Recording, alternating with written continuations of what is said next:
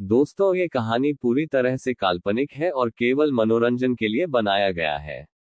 और इस कहानी में किसी भी व्यक्ति, नाम, उत्पाद या वास्तविकता का अपमान नहीं किया गया है।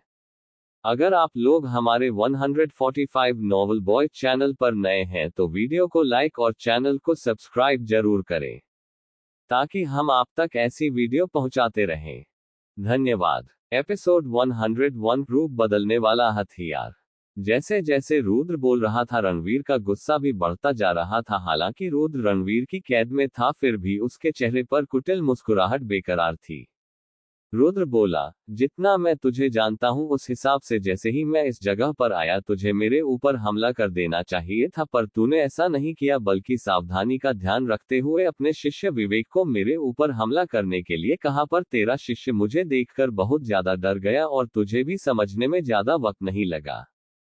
इस वक्त ये तेरी किसी भी बात को नहीं मानेगा, इसलिए तूने अपने दूसरे शिष्य को लालच देकर मुझे मारने के लिए भेजा और सभी को ऐसा दिखाया। ये सब तू विवेक का डर खत्म करने के लिए कर रहा है, पर तेरी असली योजना ये थी, अगर तेरा शिष्य मुझे नहीं मार पाया तो उस वक्त में अपना जाल बिछाकर मुझे जकड़ लेगा। जैसे ही उस जगह पर उपस्थित सभी लोगों को रणवीर की योजना के बारे में पता चला, वे सभी चौंक गए। यहाँ तक कि श्रीकांत के भाव भी गंभीर थे। उसे कभी नहीं लगा कि रणवीर जैसा श्रेष्ठ एक बच्चे को मारने के लिए इतनी सावधानी बरतेगा। पर अगर देखा जाए, रणवीर की योजना बिल्कुल सटीक थी। अगर उस जगह पर रुद्र की जगह श्रीकांत होता, अब तक वह रणवीर के हाथों कई बार मर चुका होता, और शायद इसी वजह से सभी श्रेष्ठ रणवीर से ज्यादा ताकतवर होते हुए भी उससे इतना ज्यादा डरते हैं। श्रीकांत ने रुद्र को देखा, जिसके चेहरे पर अड़ा बिल्कुल भी नहीं था। उस जगह पर सभी लोग जानते थे कि रणवीर किसी भी वक्त रुद्र को मार सकता है, पर फिर भी रुद्र के चेहरे पर डर का नामो निशान नहीं था। श्रीकांत भी रुद्र को बेखौफ देखकर हैरान था, और सबसे ज्यादा हैरान वह इस बात से हो गया कि उसने कुछ ही देर के अंदर रणवीर की सारी योजना के बारे में पता लगा लिया। जैसे ही श्रीकांत को इस बारे में एहसास हुआ, उसे रुद्र के प्रति डर महसूस हुआ। अगर रणवीर कपटी दानव था तो रुद्र भी किसी शैतान से कम नहीं था। हाँ हाँ हाँ, क्या हुआ अगर तूने मेरी योजना के बारे में पता लगा लिया, फिर भी तू मेरी कैद में है। मेरे एक हाथ के इशारे से तेरा पूरा शरीर हजारों के टुकड़ों में बट जाएगा। रणवीर की बात सुनकर रुद्र बोला, मुझे मेहरा परिवार के श्रेष्ठ से ये उम्मीद नहीं थी। क्या तुझे पता है, सब कुछ जानते हुए भी मैं तेरे जाल के अंदर क्यों फंसा? इससे पहले रणवीर कुछ समझ पाता, तभी रुद्र की आंखों में चमक दिखने लगी। उसके आसपास बिजली कड़क रही थी और अगले ही पल उसकी पीठ पर दो पंख निकल आए, जिस वजह से रुद्र रणवीर के सेवा से आजाद हो गया। रुद्र के 3 मीटर से भी बड़े नील पंख जब हवा में लहरा रहे थे, उस जगह पर लोगों को भी खड़े होने में दिक्कत हो रही थी।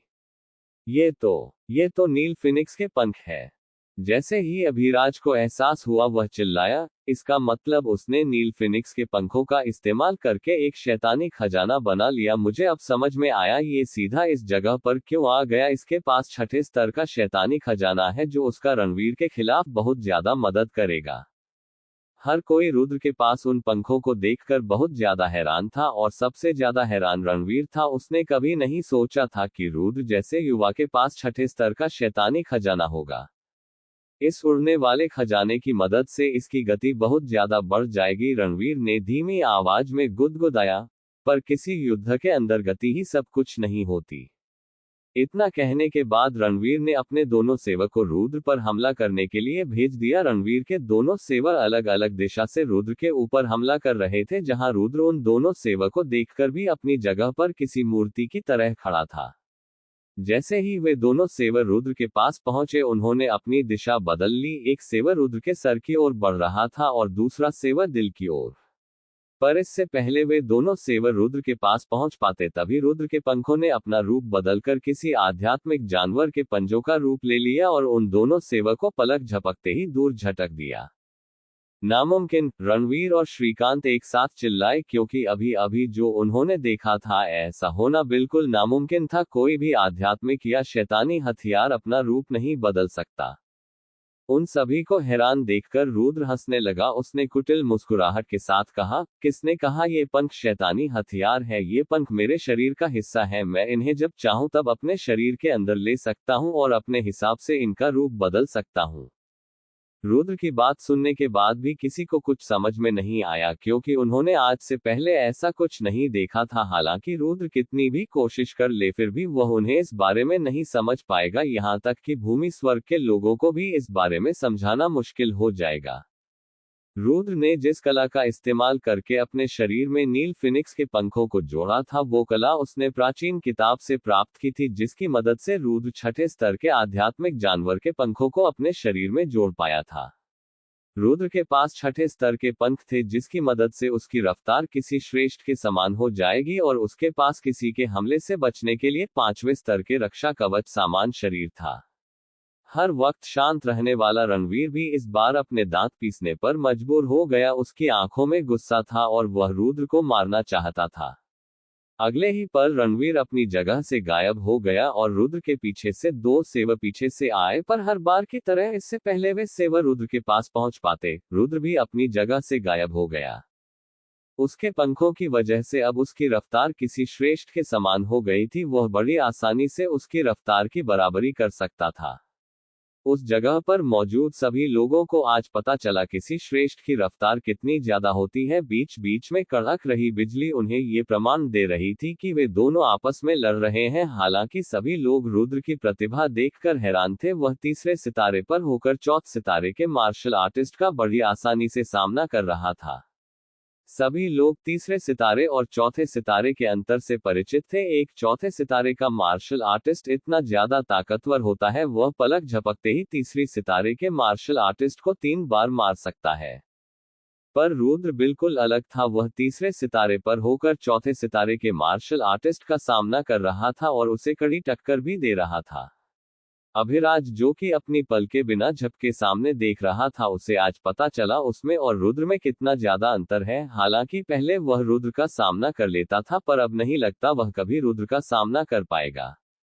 उसने श्रीकांत की ओर देखा, जिसका चेहरा आश्चर्य से भरा हुआ था और वह बड़ी गौर से सामने देख रहा था। आज से पहले अभिराज ने श्रीकांत को इतना ज्यादा हैरान नहीं देखा था। उस तो कुछ दिखाई नहीं दे रहा था, इसलिए उसने श्रीकांत से पूछा, सातवें श्रेष्ठ, क्या आपको कुछ दिखाई दे रहा है? पांचवा श्रेष्ठ बार बार रुद्र पर हमला कर रहा है, पर वह उसके हमले को बड़ी आसानी से रोक रहा है। फिलहाल मैं नहीं बता सकता इन दोनों में से कौन जीतने वाला है, श्रीकांत बोला। हालांकि उसने एक बार भी अभिराज की ओर नहीं देखा था, क्योंकि उसे डर था कुछ छूट नहीं जाए।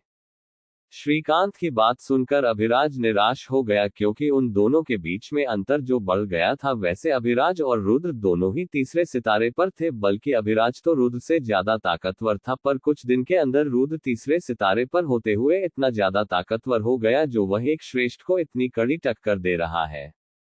पहले वाला रुद्र फॉर्मेशन और धोखे से अपने दुश्मन को मारता था, पर अब का रुद्र अपने ऊपर निर्भर था। उसे किसी का सामना करने के लिए फॉर्मेशन का इस्तेमाल नहीं करना पड़ रहा था, बल्कि वह अपनी ताकत के साथ अपने दुश्मन का सामना करने में सक्षम था।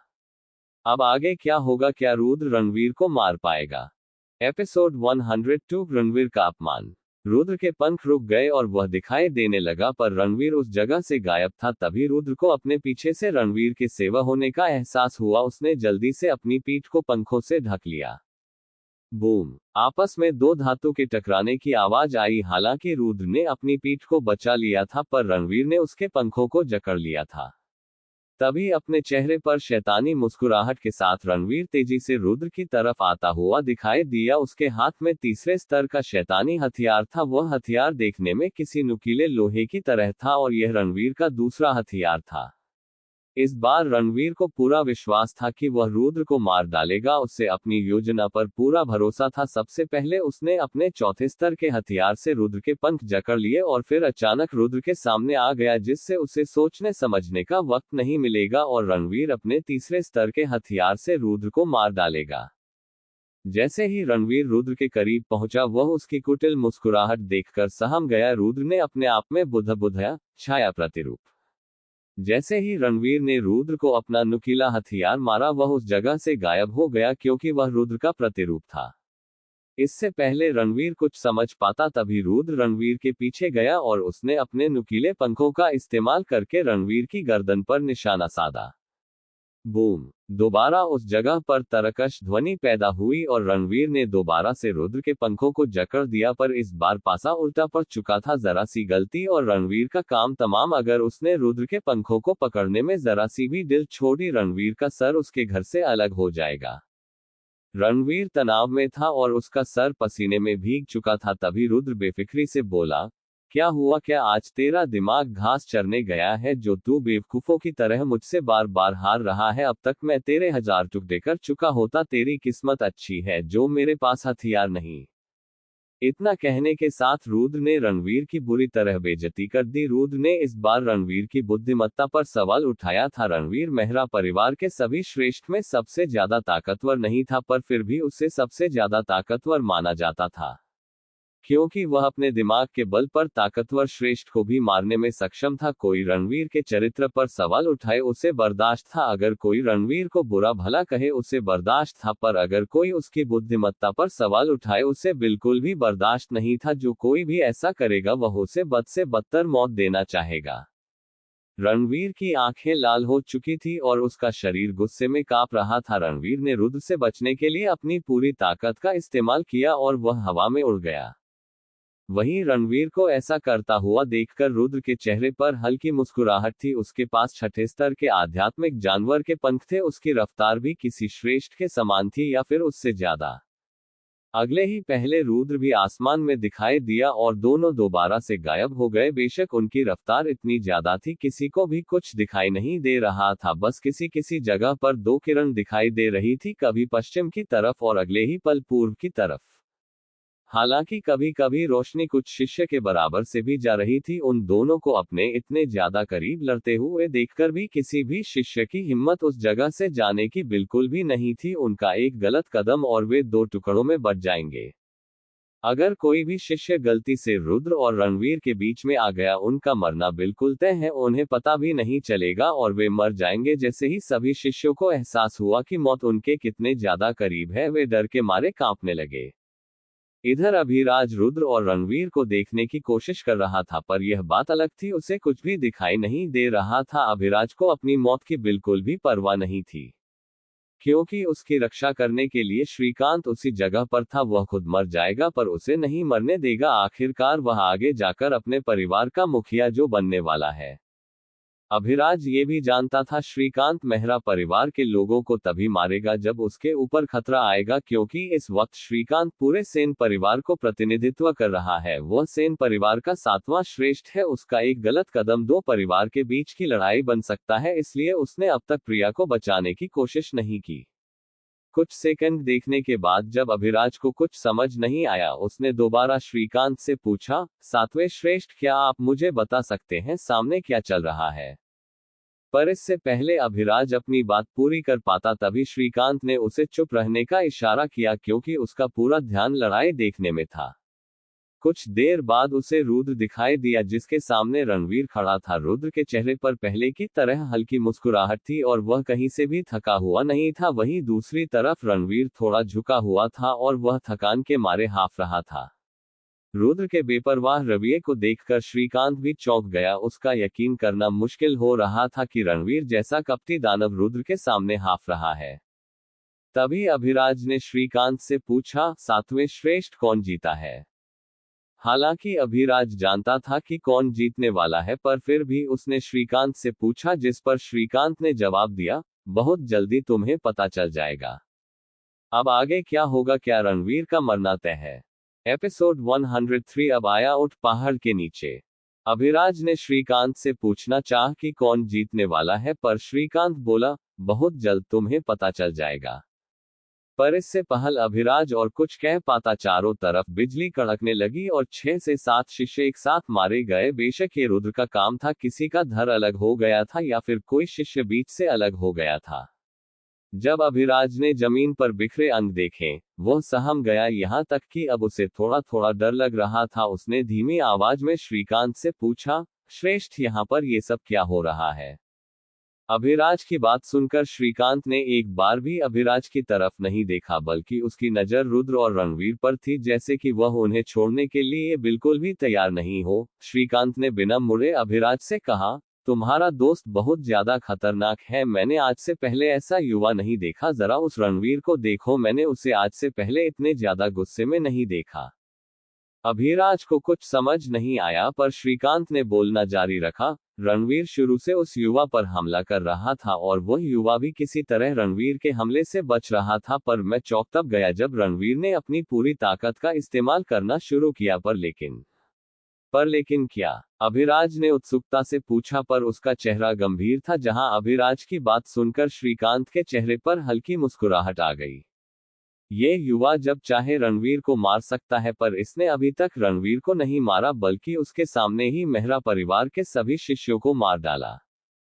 क्या उसने ऐसा क्यों किया? अगर उसके पास मौका है, उसे पांचवें श्रेष्ठ को मार देना चाहिए। यहीं पर तुम्हारा दोस्त खतरनाक है। श्रीकांत को अपने शरीर में ठंडक महसूस हुई और उसने दबी आवाज में कहा। उसने रणवीर को नहीं मारा, बल्कि उसके सामने ही सभी शिष्यों को मार डाला। वह सभी शिष्य को मारकर रणवीर की बेइज्जती कर रहा है। उसने रणवीर के सामने ही कई शिष्य को मार डाला और रणवीर कुछ भी नहीं कर पाया। इस वक्त ये दोनों चूहा बिल्ली की तरह खेल रहे हैं, जहां चूहे को भी पता है कुछ समय बाद वह मारा जाएगा, पर फिर भी वह संघर्ष कर रहा है। इतना कहने के बाद श्रीकांत ने अभिराज को घूर कर देखा और फिर गंभीर होकर बोला, रणवीर और ये तुम्हारे दोस्त दोनों एक जैसे हैं। कभी अपनी जिंदगी में इन जैसों को नाराज नहीं करना, वरना ये तुमसे सब कुछ छीन लेंगे, यहाँ तक कि तुम्हारे पूरे वंश को खत्म कर देंगे और तुम्हारे पास कुछ नहीं बचेगा। श्रीकांत की बात सुनकर अभिराज चौंक गया, क्योंकि इस बार श्रीकांत का चेहरा गंभीर था और उसे देखकर पता चल रहा था कि उसे रुद्र ने कितना ज्यादा प्रभावित किया है। श्रीकांत ने उन दोनों की तरफ देखा और फिर हंसते हुए कहा, ये कपटी दानव अपनी समझदारी की वजह से बहुत ज्यादा ताकतवर था और ये आज से पहले किसी से नहीं हरा, पर अब इसे इसका सामने करने वाला मिल गया और वह भी उसके जितना समझदार है और शायद क्रूरता में उससे 2 कदम आगे। इतना कहने के बाद श्रीकांत जोर जोर से हंसने लगा और आखिरकार वह हंसे भी क्यों नहीं। रणवीर ने उसे बहुत ज्यादा परेशान किया था और जब आज वह रणवीर को तड़पता हुआ देख रहा था, उसके दिल को सुकून मिल रहा था। हालांकि वह रणवीर को कुछ नहीं कर सकता था, पर उसकी जगह रुद्र पूरी कर रहा था। इधर जब रणवीर ने श्रीकांत की हंसी सुनी, वह गुस्से से भर गया, पर वह दांत पीसने के अलावा कुछ नहीं कर सका। हालांकि रणवीर गुस्से में था, पर उसे समझने में ज्यादा वक्त नहीं लगा कि वह कुछ भी कर ले, रुद्र से नहीं जीत पाएगा। रुद्र जब चाहे उसे मार सकता है। रणवीर ने कई बार योजना बनाई, पर रुद्र ने हर बार रणवीर की योजना को भी विफल कर दिया, जैसे कि वह जानता हो रणवीर के मन में क्या चल रहा है। मुझे इस कमीने को जल्दी खत्म करना होगा, वरना ये मुझे मार डालेगा। रणवीर बुदबुदाया। वैसे उसके पास एक और योजना थी, पर वह नहीं जानता था कि यह योजना काम करेगी या फिर नहीं, पर वह आखिरी कोशिश करना चाहता था। इतना सोचने के बाद रणवीर की आंखों में चमक आ गई और उसने अपनी पूरी ताकत से रुद्र के ऊपर अपने सेवर से हमला कर दिया। तू अभी तक नहीं समझा, इस हथियार से मेरा कुछ नहीं होगा, रुद्र ने अपने पंख तैयार करते हुए कहा। पर इससे पहले वह सेवर रुद्र के पास पहुंच पाता, तभी उस सेवर ने अपनी दिशा बदल ली और प्रिया की दिशा में मुड़ गया। अपनी और सेवर को आता हुआ देखकर प्रिया चौंक गई और उसने अपनी आंखें बंद कर ली। तभी रुद्र पलक झपकने की रफ्तार से प्रिया के सामने आ गया और अपने पंखों को आगे करके प्रिया को बचा लिया। अब आया ऊंट पहाड़ के नीचे, रणवीर चिल्लाया। मुझे लगा मैंने माली पर्वत पर जो तेरे साथ किया तो उसका बदला लेने आया है, पर मामला कुछ और है। तू बदला लेने नहीं, बल्कि इस लड़की के लिए आया है। हाँ, मैं इसे बचाने के लिए आया हूं, पर इस बारे में पता चलने के बाद तू मेरे क्या बिगाड़ लेगा? तू पहले भी मेरे हाथों मरने वाला था और अब भी। रुद्र ने रणवीर को घूर कर कहा, अगर तू पहले की तरह निर्दय और क्रूर होता, मुझे तुझसे डर लगता, पर तू इस लड़की की परवाह करता है और ये लड़की ही मुझे जीत दिलाएगी। हा हा हा हा। इतने कहने के बाद रणवीर पागलों की तरह हंसने लगता है। कुछ ही सेकंड के अंदर उसके चेहरे से सारा डर गायब हो गया था। अब आगे क्या होगा? क्या रणवीर प्रिया को डाल बनाकर रुद्र से बच जाएगा, या फिर रुद्र बिना कुछ सोचे समझे रणवीर को मार डालेगा? एपिसोड 104 बेबस रणवीर। पागलों की तरह हंसने के बाद रणवीर 10 मीटर हवा में पहुंच जाता है और अपने हाथों से अलग अलग चिन्ह बनाने लगता है। अगले ही पल रणवीर के पीछे एक एनर्जी का गोला बनने लगता है। कुछ ही देर के अंदर वह गोला रणवीर से बड़ा हो जाता है। यह तो मेहरा परिवार की ऊपरी स्तर वाली मार्शल आर्ट है, श्रीकांत चिल्लाया।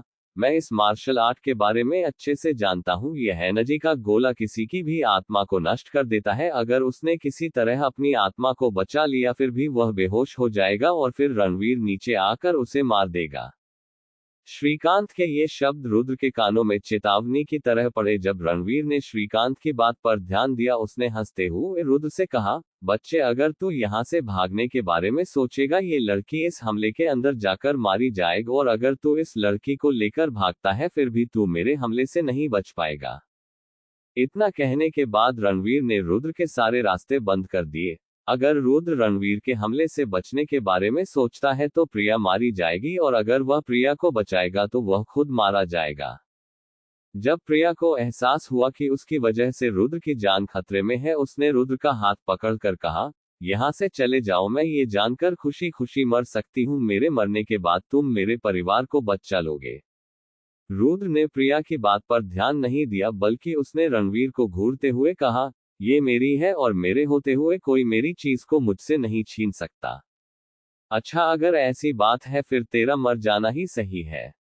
इतने कहने के बाद रणवीर ने एनर्जी से बने गोले को रुद्र के ऊपर छोड़ दिया। प्रिया के चेहरे पर डर था, वहीं रुद्र का चेहरा गंभीर था। जैसे ही वह एनर्जी का गोला रुद्र के पास आया, प्रिया ने उस गोले के सामने कूदना चाहा, पर रुद्र ने अपने पंखों की मदद से प्रिया को दूर झटक दिया। उस एनर्जी के गोले ने रुद्र के पूरे शरीर को ढक लिया और धीरे धीरे छोटा होने लगा, जैसे कि वह उसे निगल रहा हो। अभिराज ने चिंता में श्रीकांत की ओर देखा, शायद इस उम्मीद में कि वह कुछ करेंगे, पर श्रीकांत ने आह भरी, अब कुछ नहीं हो सकता। इस हमले से चौथे सितारे का मार्शल आर्टिस्ट भी नहीं बच सकता, और रुद्र तो तीसरे सितारे पर है। जैसे ही प्रिया ने श्रीकांत की बात सुनी, वह रोने लगी। बच्चे, अगर तू पहले की तरह क्रूर होता शायद तू मुझे मार पाता, पर तू भावनाओं में बह गया और तुझे अपनी योजना बदलनी पड़ी। इतना कहने के बाद रणवीर ने प्रिया की ओर देखा और फिर कुटिल मुस्कुराहट के साथ बोला, जानती हो ये तेरी वजह से मारा है। प्रिया ने उस एनर्जी से बने गोले को देखा और फिर जोर जोर से रोने लगी। अगर रुद्र ने उसे बचाया नहीं होता, वह आज जिंदा होता। रुद्र, मुझे माफ कर दो, सब मेरी गलती है। ये सब कहते हुए प्रिया सिसकने लगी। पागल लड़की, रोना बंद करो, उसे ये सब देखकर मजा आ रहा है। उस एनर्जी के गोले के अंदर से आवाज आई। उस आवाज को सुनकर सभी लोग चौंक गए। उन्हें लगा अब तक रुद्र मर गया होगा। श्रीकांत भी हैरान होकर अपने आप में बड़बड़ाया, क्या वह लड़का अंदर दर्द में नहीं है? फिर वह इतना शांत कैसे है? रणवीर भी चौंक गया और अगले ही पल उसे डर की अनुभूति हुई। रणवीर चिल्लाया, ऐसे कैसे हो सकता है? तेरी आत्मा अब तक खत्म हो जानी चाहिए थी। लगता है तू भूल गया मैं कौन हूं। मैंने बहुत बार मौत को चकमा दिया है। तुझे क्या लगता है तेरी यह मार्शल आर्ट मेरी आत्मा को खत्म कर पाएगी? उस एनर्जी गोले के अंदर से आवाज आई। इसके कुछ सेकंड बाद उस पूरे एनर्जी के गोले में नीले रंग की आग लग गई। ये वही आग थी जो रुद्र को माली पर्वत पर रहस्यमय आदमी द्वारा मिली थी। जैसे ही वह आग उस एनर्जी के गोले में लगी, वह गोला किसी धूल के समान हवा में गायब हो गया और सभी लोगों को रुद्र दिखाई दिया, जिसके माथे के बीच में नीली आग दिखाई दे रही थी। अगर रुद्र ने अपनी गुप्त मार्शल आर्ट का इस्तेमाल करके अपने शरीर और आत्मा को मजबूत नहीं किया होता, वह कब का मारा जाता। पर अब बात अलग थी। रुद्र ने अपने शरीर का सुनहरी रेत से निर्माण किया था और उसकी आत्मा में रहस्यमय आग निवास करती थी। अब ऐसी मार्शल आर्ट से रुद्र को नुकसान पहुंचना नामुमकिन था। रुद्र ने हल्की मुस्कुराहट के साथ रणवीर को देखा और फिर बोला, लगता है अब मुझे भी गंभीर होना पड़ेगा। क्या कहा इसने? क्या ये मजाक कर रहा है? रणवीर अपने आप में बड़बड़ाया। उस रुद्र की बात सुनकर गुस्सा आया, पर उससे ज्यादा वह हैरान था। उसे कभी नहीं लगा कि रुद्र इस हमले से भी बच जाएगा। आज पहली बार रणवीर अपने आप को किसी के सामने बेबस महसूस कर रहा था। वह आज तक किसी से नहीं हारा, पर पूरी कोशिश करने के बाद भी वह रुद्र को नहीं हरा पाया। रुद्र भी रणवीर के भाव देखकर समझ गया था कि उसके मन में क्या चल रहा है। उसने कुटिल मुस्कुराहट के साथ रणवीर को देखा और बोला, क्या तू भूल गया? तूने मुझे कुछ महीने पहले माली पर्वत पर क्या कहा था? एक ताकतवर मार्शल आर्टिस्ट के आगे सब कुछ बेकार है। सारी योजना, सारी मार्शल आर्ट, वह कुछ भी कर ले, पर ताकतवर मार्शल आर्टिस्ट के सामने कुछ नहीं कर सकता। इतना कहने के बाद रुद्र ने रणवीर की तरफ अपनी उंगली की और फिर चिल्लाया, मैं तुझ पर सिर्फ एक हमला करूंगा और तेरा सर धड़ से अलग हो जाएगा। अब आगे क्या होगा? क्या रुद्र एक हमले में रणवीर को मार पाएगा? एपिसोड 105 रणवीर का अंत। तैयार हो जा, मैं आ रहा हूं। इतना कहने के बाद रुद्र ने अपने पंख फड़फड़ाए और हवा में उड़ गया। जहां रणवीर ने रुद्र को अपनी तरफ आता हुआ देखकर आखिरी कोशिश में उसके ऊपर अपने दोनों सेवर से हमला किया, पर रुद्र रणवीर के दोनों सेवर से बच गया। हा हा हा हा, बच्चे तू मेरे जाल में फंस गया। इतना कहने के बाद रणवीर ने अपनी स्पेस रिंग के अंदर से एक और सेवर बाहर निकाल लिया। उस सेवर से बचना नामुमकिन था। अगर रुद्र उस सेवर से बचने की कोशिश की, वह उससे घायल हो जाएगा। अच्छा, इसका मतलब तेरे पास एक और सेवर था, पर तेरे पास कितने भी हथियार क्यों ना हो, ताकतवर मार्शल आर्टिस्ट के सामने सब कुछ बेकार है। इतना कहने के बाद रुद्र ने अपने इविल सोल को उस सेवर पर हमला करने के लिए भेज दिया। जहां पहले रुद्र का इविल सोल लाल रंग का था, वहीं सुनहरी रेत की वजह से रुद्र का इविल सोल पहले से ज्यादा ताकतवर और सुनहरे रंग का हो गया था। बूम! जैसे ही रुद्र का इविल सोल उस सेवर के साथ टकराया, वह सेवर पूरी तरह टूट गया और रणवीर ने जिस हाथ में सेवर पकड़ रखा था, वह हाथ भी उसके शरीर से अलग होकर गिर गया। यह देखकर रणवीर चौंक गया कि उसने अभी तक छुआ भी नहीं और उसका एक हाथ अलग भी हो गया। अब जाकर रणवीर को रुद्र की बात समझ आई कि उसने आखिर ऐसा क्यों कहा कि वह उसे एक ही हमले में मारेगा। लानत है, रणवीर ने धीमी आवाज में अपने आप से कहा। अब वह उस जगह से भाग भी नहीं सकता था और रणवीर भागना भी नहीं चाहता था। रणवीर रुद्र के साथ इतनी देर से सिर्फ सम्मान के लिए लड़ रहा था, और जब रुद्र ने कहा कि वह उसे एक ही हमले में मार डालेगा, उसे बहुत ज्यादा गुस्सा आया।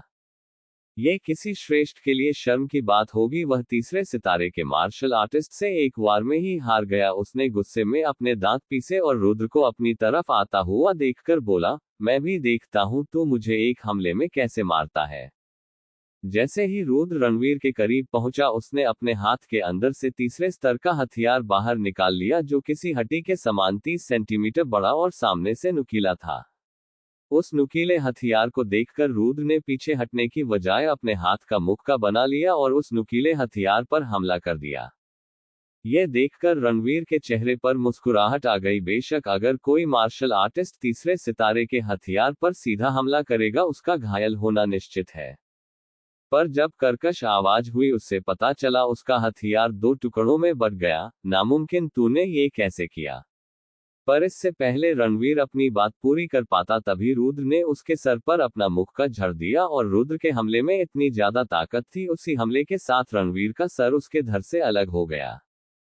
रणवीर का धड़ नीचे जमीन पर पड़ा था। उसे देखकर रुद्र कुटिल मुस्कुराहट के साथ बोला, तुझे ये सवाल मुझसे कुछ देर पहले पूछना चाहिए था और मुझे तो तेरा शुक्रगुजार होना चाहिए। तेरी वजह से मैं इतना ताकतवर जो बन पाया, वरना मैं कभी अपनी पूरी जिंदगी उस दर्द को सहन करने के बारे में नहीं सोचता। जब से रुद्र ने उस गुप्त मार्शल आर्ट का इस्तेमाल करके अपने शरीर को मजबूत बनाया था, तभी से रुद्र का शरीर 5वें स्तर के हथियार के समान हो गया था। फिर कैसे रुद्र के सामने तीसरे स्तर का हथियार टिक पाता? रुद्र ने पंख फड़फड़ाए और वह हवा में 5 मीटर और ऊपर उठ गया। अब रुद्र पूरे तोमर परिवार को अच्छे से देख पा रहा था। मेहरा परिवार के शिष्यों ने आश्चर्य से रुद्र को देखा। उनके चेहरे पर डर साफ झलक रहा था। इस मंजर को देखकर सभी लोग सांस भी लेना भूल गए थे। उस पूरी जगह पर अलग ही शांति छा गई थी। मेहरा परिवार का सबसे ज्यादा खतरनाक श्रेष्ठ, जिससे राजसी परिवार का कोई भी श्रेष्ठ पंगा नहीं लेना चाहेगा, आज उसका मर्त शरीर जमीन पर पड़ा था।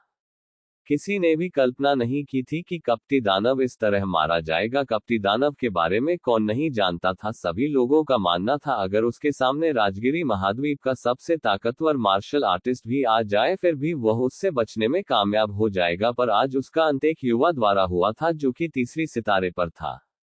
अभिराज को अपनी आंखों पर विश्वास नहीं हो रहा था। उसने अभी अभी जो देखा वो उसे सिर्फ एक सपना लग रहा था, क्योंकि असल दुनिया में ऐसा कुछ होना नामुमकिन था। श्रीकांत का भी कुछ ऐसा ही हाल था। उसके चेहरे पर डर था और मुंह खुला हुआ। उसने रुद्र को देखा और फिर गंभीर होकर बोला, मैंने आज से पहले ऐसा शैतान नहीं देखा।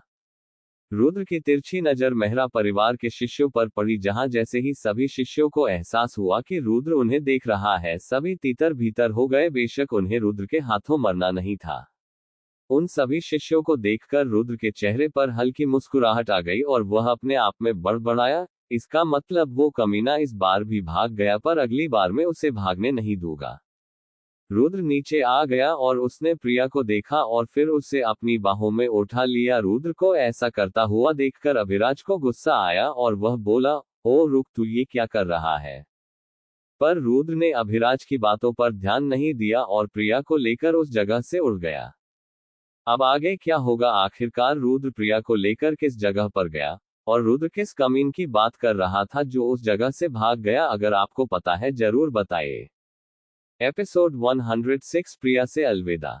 मून सिटी से बाहर रुद्र प्रिया को लेकर नीचे उतरा। प्रिया की आंखें बंद थी क्योंकि वह आज से पहले इतनी ऊंचाई पर नहीं उड़ी थी। जब उसके पैर धरती पर स्पर्श हुए तब जाकर प्रिया को एहसास हुआ कि रुद्र नीचे आ गया है। नीचे उतरने के बाद प्रिया ने अपने आसपास देखा। इस वक्त वे जंगल के अंदर थे और एक रास्ता आगे की तरफ जा रहा था।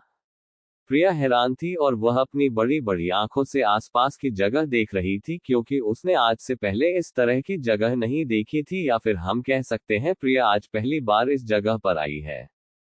प्रिया की हरकत देखकर रुद्र के चेहरे पर हल्की मुस्कुराहट थी। रुद्र बोला, मैंने तुम्हें कुछ महीने पहले कहा था मैं तुम्हें सिटी से बाहर लेकर जाऊंगा और मैंने अपना वादा पूरा किया। रुद्र की बात सुनकर प्रिया के चेहरे पर मुस्कुराहट तैर गई। प्रिया बोली, क्या सच में ये बाहर की दुनिया है? मैंने आज से पहले बाहर की दुनिया नहीं देखी।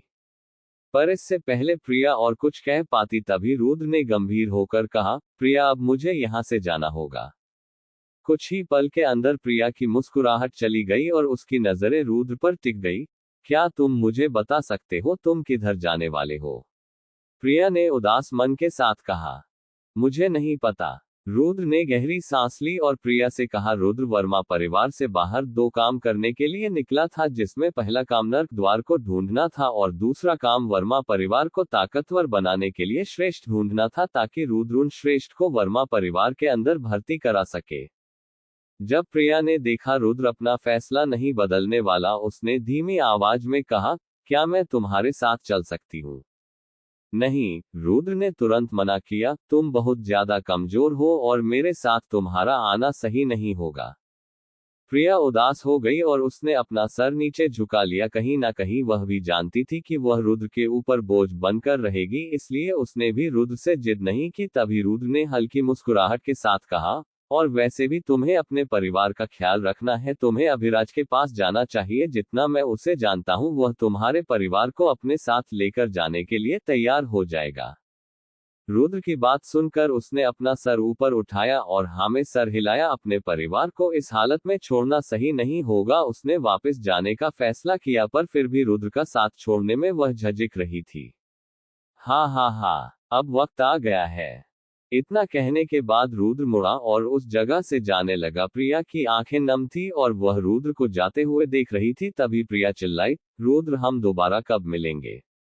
जब तुम्हारी स्पेस रिंग चमकने लगे तब समझ जाना मैं कहीं आसपास हूं। इतना कहने के बाद रुद्र प्रिया की आंखों से ओझल हो गया। तोमर परिवार के अंदर हलचल मची हुई थी। मेहरा परिवार के सभी शिष्य मून सिटी को छोड़कर भाग रहे थे, यहाँ तक कि वे लोग इतना ज्यादा डर गए थे उन्होंने अपने श्रेष्ठ के मृत शरीर को ले जाना भी सही नहीं समझा। श्रीकांत रणवीर के मर्त शरीर के पास गया। रणवीर की आंख खुली हुई थी और वह बहुत चौंका हुआ लग रहा था। रणवीर के मर्त शरीर को देखकर श्रीकांत को खुशी महसूस हुई। आखिरकार उसने सभी राजसी परिवार की नाक में दम जो कर रखा था। अभिराज, जिसका ध्यान रणवीर के मर्त शरीर पर बिल्कुल भी नहीं था बल्कि वह आसमान की तरफ देख रहा था, उसने अपने दांत पीसते हुए कहा, कमीने, तूने रणवीर को मारकर अच्छा काम किया, पर तू प्रिया को लेकर कहां चला गया? वो सिर्फ मेरी है। तभी पीछे से श्रीकांत की आवाज आई, अभिराज, तोमर परिवार की मदद करो, जब ये ठीक हो जाएंगे हम इन्हें अपने साथ सेन परिवार लेकर जाएंगे और तोमर परिवार सेन परिवार की शाखा बन सकता है। असल में राजसी परिवार के अंदर बहुत सारी शाखा होती है जिनके अंदर तीसरे, दूसरे और पहले स्तर के परिवार आते हैं। पहले तोमर परिवार मेहरा परिवार की शाखा था, पर अब सेन परिवार तोमर परिवार को अपनी शाखा के अंदर शामिल करना चाहता है। एक राजसी परिवार की शाखा में 1000 से भी ज्यादा परिवार आते हैं और राजसी परिवार की शाखा में शामिल होना किसी परिवार के लिए बहुत बड़ी बात है, वरना बहुत सारे परिवार ऐसे होते हैं जो किसी राजसी परिवार की शाखा में नहीं आते। श्रीकांत की बात सुनकर अभिराज उछल पड़ा। उसने श्रीकांत के पास जाने के बाद कहा, श्रेष्ठ, आपकी और मेरी सोच कितनी ज्यादा मिलती है। मैं भी इसी बारे में सोच रहा था। हमें तोमर परिवार को अपनी शाखा के अंदर शामिल कर लेना चाहिए।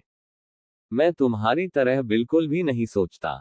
श्रीकांत ने गंभीर होकर कहा, क्या तुमने उस युवा को नहीं देखा? वह कितना ज्यादा ताकतवर है और मुझे पूरा यकीन है वह आगे जाकर बहुत ज्यादा ताकतवर बनेगा। इसलिए मैंने तोमर परिवार को अपनी शाखा के अंदर शामिल होने की अनुमति दी, क्योंकि वह युवा इस परिवार के साथ लगाव रखता है। फिलहाल कोई नहीं जानता वह लड़का हमारे परिवार का दोस्त बनेगा या दुश्मन, पर अगर वह दुश्मन बनता है तो हम तोमर परिवार को उस युवा के खिलाफ इस्तेमाल करेंगे।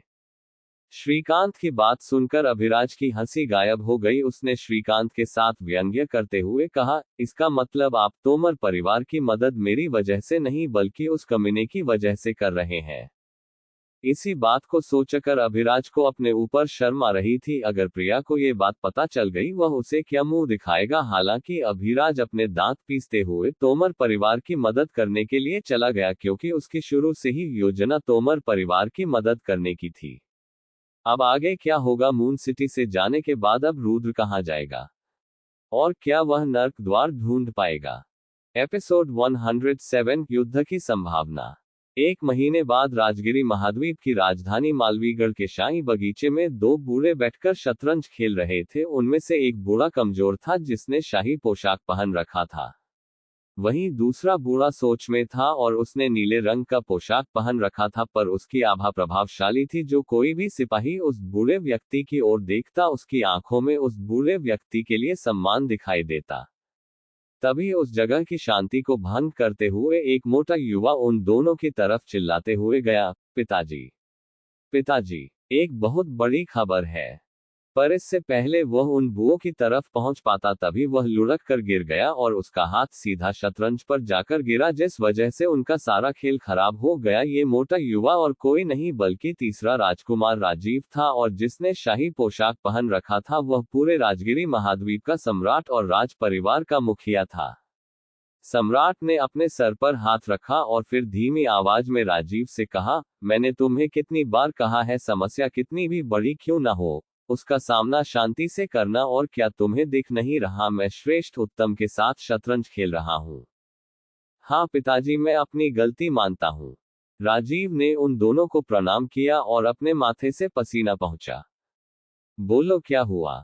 सम्राट ने राजीव की परवाह ना करते हुए शतरंज का खेल दोबारा शुरू करते हुए कहा।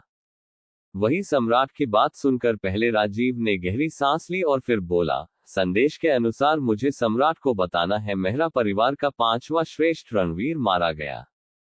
राजीव की बात सुनकर सम्राट अपनी चाल चलते हुए रुक गए। उन्होंने श्रेष्ठ उत्तम की ओर देखा और फिर कहा, ये सब किसने किया? फिर सम्राट ने राजीव की ओर देखा, जहां राजीव ने अपने आसपास किसी को ना देखकर सम्राट को धीमी आवाज में कहा, असल में ये सब वर्मा परिवार, जिसे आप 8वां राजसी परिवार बनाना चाहते हैं, उसके युवा रुद्र ने किया है। उसने 1 महीने पहले मून सिटी में श्रेष्ठ रणवीर को मारा था और कुछ महीने पहले लोट सिटी के अंदर श्रेष्ठ राजेश और महेश को भी उसी ने मारा था। हालांकि सभी लोग जानते हैं कि श्रेष्ठ राजेश और महेश को कौशिक परिवार ने मारा है, पर असल में उन दोनों को भी रुद्र ने ही मारा था। अद्भुत, एक युवा जिसने मेहरा परिवार के 3 श्रेष्ठ को मार डाला, और उनमें मेहरा परिवार का सबसे समझदार श्रेष्ठ रणवीर भी शामिल था। सच में उस युवा के अंदर बहुत ज्यादा हिम्मत है। श्रेष्ठ उत्तम ने रुद्र की तारीफ की और फिर सम्राट से कहा, वैसे सम्राट, आप इस मामले को किस तरह सुलझाने वाले हैं? श्रेष्ठ उत्तम की बात सुनकर सम्राट के चेहरे पर फीकी मुस्कुराहट आ गई। सम्राट ने अगली चाल चलते हुए कहा, अगर इसमें 7 राजसी परिवार शामिल होते फिर ये मामला मेरे लिए सर दर्द होता, पर मुझे नहीं लगता अमरीश इस मामले को लेकर मेरे पास आएगा। आखिर उसकी क्या इज्जत रह जाएगी अगर वह एक युवा को भी नहीं संभाल सकता? राजीव ने कुछ देर सम्राट को देखा और जब सम्राट ने आगे कुछ नहीं कहा, राजीव उस जगह से चला गया। मालवीगढ़ में अधिपति युग का निवास। अधिपति युग, जो कि 4 स्तंभ के मुखिया थे और पूरे राजगिरी महाद्वीप में सबसे ज्यादा समझदार भी, इस वक्त वे मामूली सी कुर्सी पर बैठकर कुछ सोच रहे थे। अधिपति युग आलीशान हवेली या घर में ना रहकर एक मामूली सी झोपड़ी में रहते थे। उनका चेहरा हर बार की तरह बिल्कुल शांत था और देखने से ऐसा लग रहा था वे इस वक्त सो रहे हैं। तभी उनके पास काला धुआं आया जो एक आदमी में बदल गया। उस आदमी ने युग के कानों में कुछ कहा जिसे सुनकर युग ने अपनी आंख खोली और फिर बोला, लगता है सातों राजसी परिवार का संतुलन बिगड़ने वाला है। मुझे भी अपनी सारी तैयारी कर लेनी चाहिए। मेरे सामने वाला भी कोई कच्चा खिलाड़ी नहीं है। मालवीगढ़ में शाही पुजारी का निवास। एक बूढ़ा आदमी जिसके हाथ में एक चिट्ठी थी, जब उसने उसके अंदर लिखी जानकारी को पढ़ा उसके चेहरे पर शिकन जा गई। उसने अपने आदमियों को उसी जगह पर रुकने को कहा और एक गुप्त कैमरे के अंदर चला गया। उसने बहुत सी किताब उठाए और फिर कुछ कोड़ी फेंकने के बाद जब उसने परिमाण देखा उसका चेहरा गंभीर हो गया। उस पुजारी ने अपने आप से कहा, लगता है बहुत जल्द युद्ध होने वाला है। युद्ध को कराने के लिए सिर्फ एक चिंगारी की जरूरत थी और वह चिंगारी आज पूरी हो गई। इतना कहने के बाद उस पुजारी ने गहरी सांस ली और फिर आगे कहा, मैं सिर्फ उम्मीद कर सकता हूं लोग इस आने वाले युद्ध का सामना कर सके। कौशिक परिवार। कौशिक परिवार के मुखिया दिनेश और कुछ श्रेष्ठ बैठक के अंदर बैठे हुए थे। उस जगह पर दो युवा भी उपस्थित थे, सार्थक और जानवी। ये दोनों पूरे कौशिक परिवार के शिष्य में सर्वश्रेष्ठ थे। पिछले कुछ दिनों में उनकी ताकत भी बहुत ज्यादा बढ़ गई थी। इन दोनों की इतनी ज्यादा मेहनत और लगन को देखकर फैसला किया गया था कि इन्हें कौशिक परिवार का श्रेष्ठ बनने का मौका मिलेगा। इस खबर को सुनकर दोनों खुश थे और आज इसी बारे में बात करने के लिए ये बैठक बुलाई गई थी। दिनेश ने इन दोनों की तारीफ की और फिर आगे कहा, तुम्हारी लगन को देखते हुए मैं तुम्हें परिवार की ऊपरी स्तर वाली मार्शल आर्ट सीखने का मौका देता हूं।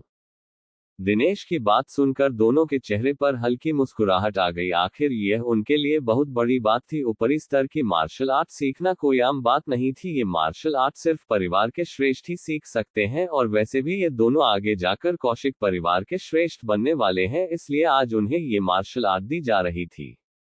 इससे पहले ये दोनों इस बात की खुशी बना पाते तभी श्रेष्ठ गौतम बोले, इन दोनों ने बहुत ज्यादा मेहनत की है पर और परिवार के शिष्य के मुकाबले में ये दोनों कमजोर है। अब आगे क्या होगा? श्रेष्ठ गौतम की बात सुनकर गुस्सैल जानवी क्या करेगी? और क्या होगा जब जानवी के सामने श्रेष्ठ यशवंत रुद्र की बात करेंगे? एपिसोड 108 संदेश। जब जानवी ने श्रेष्ठ गौतम की बात सुनी उसने तुरंत कहा, श्रेष्ठ लगता है आप हमें कम आंक रहे हैं। कुछ दिनों के अंदर हम दोनों तीसरी सितारे पर पहुंचने वाले हैं। पर इससे पहले जानवी और कुछ कह पाती तभी सार्थक ने गंभीर होकर कहा, जानवी शांत हो जाओ, श्रेष्ठ सही कह रहे हैं। मैंने सुना है मेहरा परिवार का यंग मास्टर 3 साल पहले ही तीसरे सितारे पर पहुंच गया था और अब वह तीसरे सितारे के छठे स्तर पर है। यहां तक कि मेहरा परिवार के सभी शिष्य भी तीसरे सितारे पर है। बच्चे फिलहाल तुम नासमझ हो पर आगे जाकर तुम दोनों बहुत बड़े महान श्रेष्ठ बनोगे।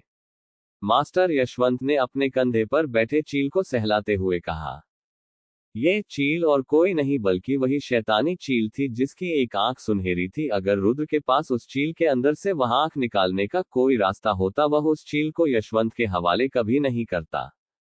पर रुद्र की किस्मत खराब थी, उसके पास उस चील के अंदर से वह आंख निकालने का कोई रास्ता नहीं था, इसलिए उसने वह चील यशवंत के हवाले कर दी। हालांकि यशवंत ने वह चील अपने पास रखने से मना कर दी थी पर रुद्र ने फिर भी यशवंत के पास वह चील छोड़ दी। यशवंत जब जब उस चील को देखता उसे रुद्र की याद आती। यशवंत बोला, तुम्हें रुद्र से कुछ सीखना चाहिए। अगर तुम उसकी मार्शल आर्ट सीखते हो जरूर तुम्हारी ताकत बहुत तेजी से बढ़ेगी। रुद्र का नाम सुनकर जानवी का मुंह बन गया। उसने दूसरी तरफ देखते हुए कहा, श्रेष्ठ आप बार बार उस लड़के का नाम मत लीजिए। आपने उसको हमारे परिवार का श्रेष्ठ बनने का मौका दिया पर उसने उस मौके को नहीं अपनाया। ये बात मैं भी मानती हूँ, वह बहुत ज्यादा ताकतवर है पर वह ज्यादा आगे नहीं जा पाएगा। एक दिन हम उससे आगे निकल जाएंगे।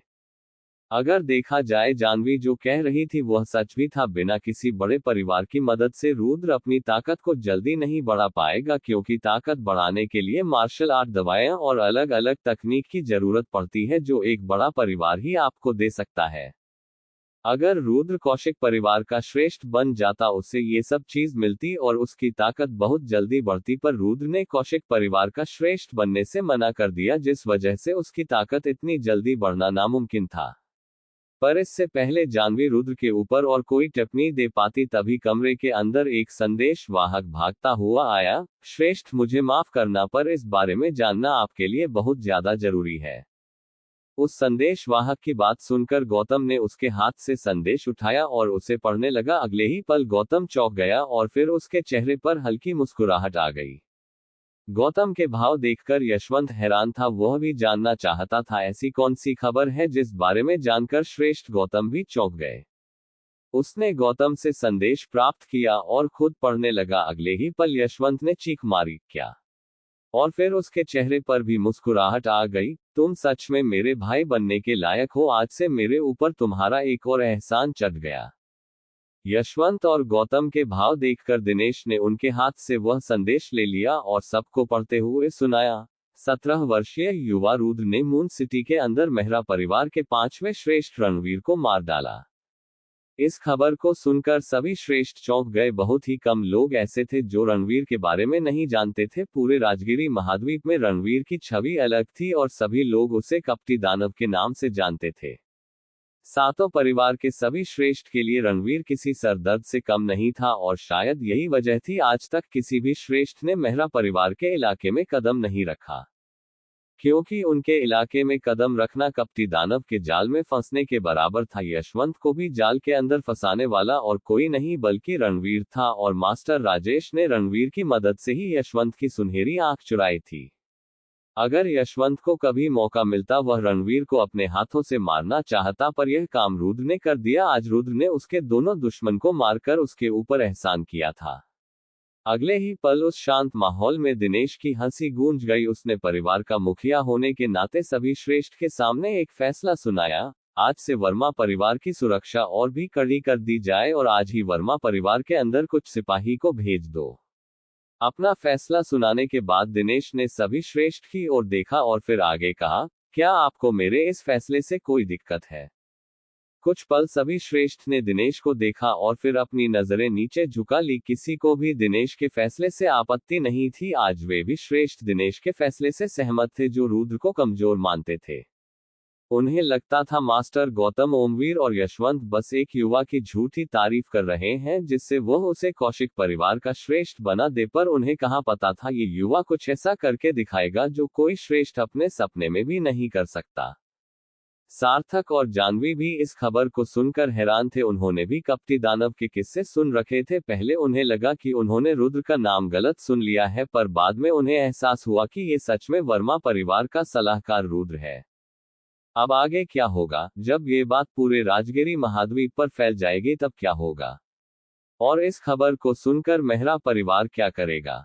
क्या वह वर्मा परिवार को खत्म कर देंगे या फिर मेहरा परिवार अपने सभी श्रेष्ठों को रुद्र के पीछे पड़ा देंगे? एपिसोड 109 विवेक की योजना। जंगलों में स्थित 3 पहाड़ी जो कि एक दूसरे से जुड़ी हुई थी, मुश्किल से उस जगह पर सूर्य की रोशनी पहुंच पाती थी, जिस वजह से उस जगह पर जहरीले कीड़े पाए जाने लगे।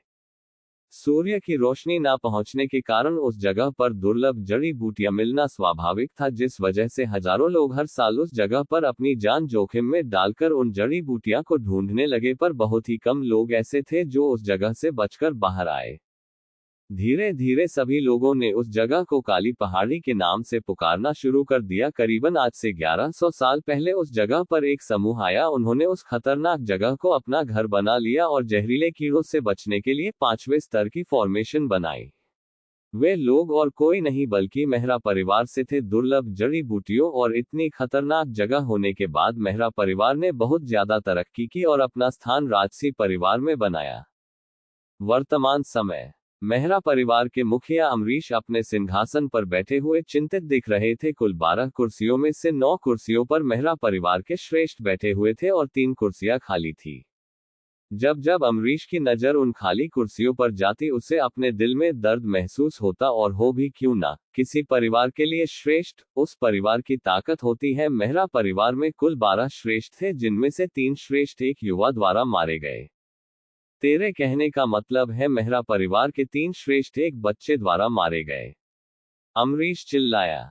विवेक जो कि अपने घुटनों के बल था, उसने कांपती आवाज में कहा, मैं मुखिया के सामने झूठ बोलने की हिम्मत भी नहीं कर सकता। श्रेष्ठ राजेश और महेश, यहाँ तक कि मेरे मास्टर भी वर्मा परिवार के सलाहकार रुद्र द्वारा मारे गए। कमीने, अमरीश ने अपने सिंहासन पर हाथ मारा। जब तुझे पता था श्रेष्ठ राजेश और महेश को मारने वाला कौन है, तूने मुझे क्यों नहीं बताया? विवेक का शरीर कांप गया और वह हकलाते हुए बोला, मुझे माफ कर दीजिए, मेरे मास्टर ने मुझे ऐसा करने से मना करा था। जब मैंने उन्हें इस बारे में बताया, उनको कुछ अजीब लगा, इसलिए उन्होंने मुझे इस मामले को खुद संभालने के लिए कहा, पर इससे पहले वे कुछ कर पाते तभी रुद्र मून सिटी आ गया।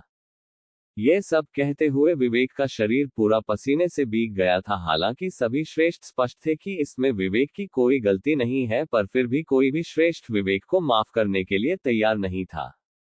विवेक की गलती हो या ना हो, पर मेहरा परिवार के 3 श्रेष्ठ मारे गए। अगर अमरीश का गुस्सा जल्दी ही शांत नहीं हुआ, विवेक का मरना तय है। वैसे किसी भी श्रेष्ठ को इस बात पर विश्वास नहीं हो रहा था कि एक युवा जो कि अपने तीसरी सितारे पर है, उसने श्रेष्ठ रणवीर को मार डाला, पर यह सब होते हुए अनगिनत आंखों ने देखा था, इसलिए उन्हें भी इस बात पर विश्वास करना पड़ रहा था। इसने गलती की होगी, पर फिलहाल हमें इसे सजा देने पर नहीं, बल्कि इसके परिणाम पर ध्यान देना होगा। अमरीश के दाहिने और बैठे हुए एक श्रेष्ठ ने खड़े होने के बाद कहा, इस वक्त पूरे महाद्वीप की नजरें हमारे ऊपर है। अगर हमने जल्द ही कुछ नहीं किया, सभी राजसी परिवार हमारे ऊपर हंसेंगे और मुझे तो लगता है हमारी शाखाएं भी हमें छोड़कर चली जाएंगी। किसी राजसी परिवार की शाखाएं पहले, दूसरे और तीसरे स्तर के हजारों परिवार होते हैं जो राजसी परिवार के नीचे रहकर काम करते हैं और वक्त आने पर राजसी परिवार की युद्ध में मदद भी करते हैं। इसके बदले राजसी परिवार उन्हें पिल और मार्शल आर्ट की तकनीकें देते हैं। उस बूढ़े आदमी की बात सुनकर अमरीश की भौहें चढ़ गई और उसने गुस्से में कहा, पहले श्रेष्ठ ने बिल्कुल सही कहा, हमें जल्दी उस कमीने का कुछ करना होगा। वो कमीना वर्मा परिवार से है, हम उसकी सजा वर्मा परिवार को देंगे। महामहिम, आप ऐसा नहीं कर सकते। पहले श्रेष्ठ के सामने बैठे भूरे बाल वाले श्रेष्ठ की चिंतित आवाज आई। दूसरे श्रेष्ठ, आपका क्या मतलब है? अमरीश ने कहा, कोई आकर हमारे परिवार के श्रेष्ठ को मार डालेगा और हम कुछ भी नहीं करेंगे, इससे राजसी परिवारों में हमारी क्या इज्जत रह जाएगी? मैं आपकी बात समझता हूं और मैं आपको कुछ करने से रोक भी नहीं रहा, पर आपको याद रखना चाहिए, 1 साल पहले सम्राट ने सातों राजसी परिवार का लोट सिटी में जाना प्रतिबंधित कर दिया था। दूसरे श्रेष्ठ की बात सुनकर पहला श्रेष्ठ तुरंत बोला, दूसरे श्रेष्ठ ने बिल्कुल सही कहा, हम ऐसा नहीं कर सकते। अगर हम ऐसा करेंगे, राज परिवार को हमारे ऊपर पकड़ मजबूत करने का मौका मिल जाएगा। दोनों सम्मानित श्रेष्ठ को देखकर अमरीश हिचका और फिर दांत पीसते हुए बोला, हम ये नहीं कर सकते, वो नहीं कर सकते, फिर हम क्या कर सकते हैं?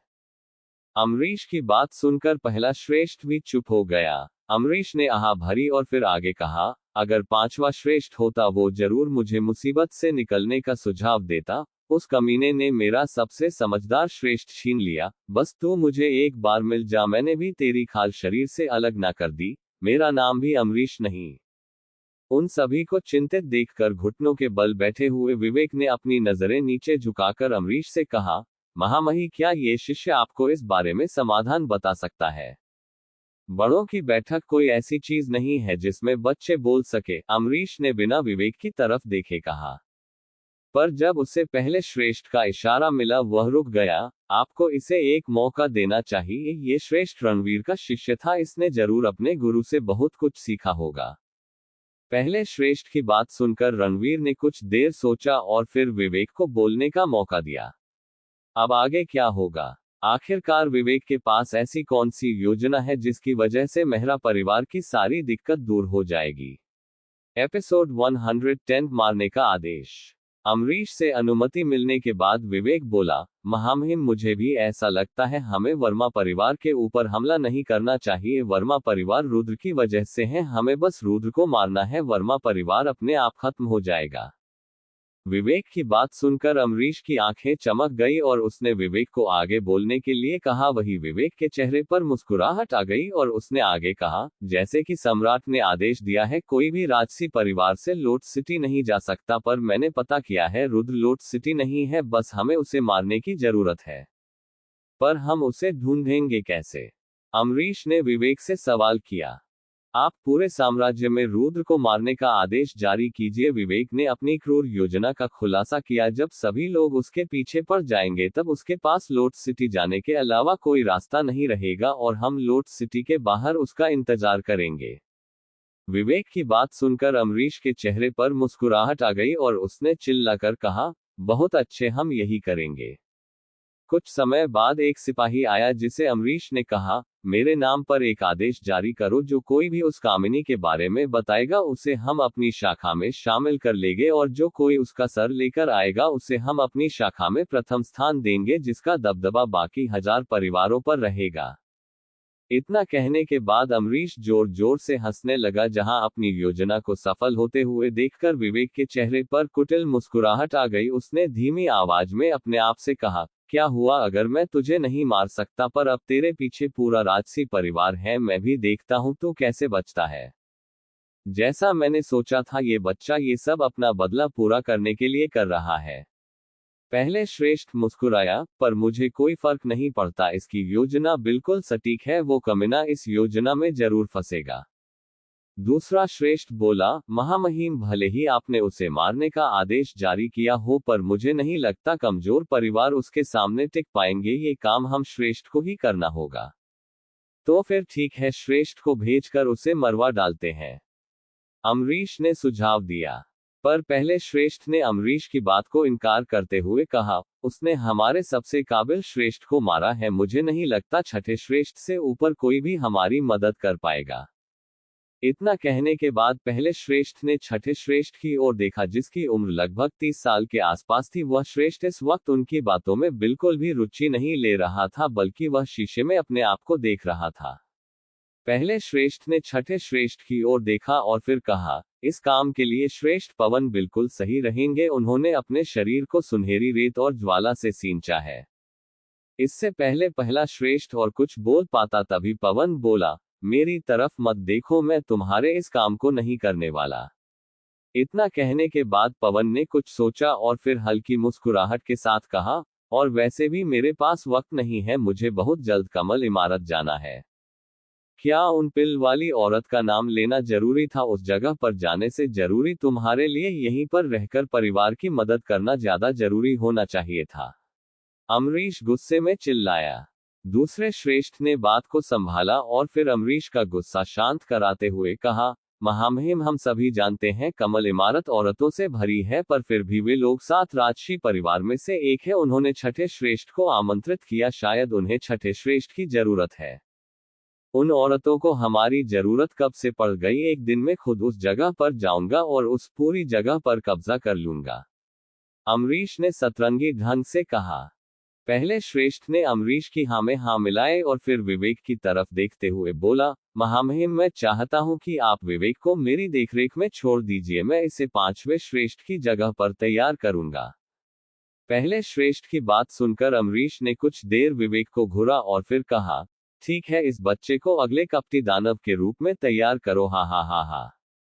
अमरीश की बात सुनकर विवेक के चेहरे पर हंसी की लहर दौड़ गई। आखिरकार वह श्रेष्ठ रणवीर का उत्तराधिकारी जो बन गया था, बस अब उसे चौथे सितारे पर पहुंचने की देर थी और वह रणवीर की जगह ले लेगा।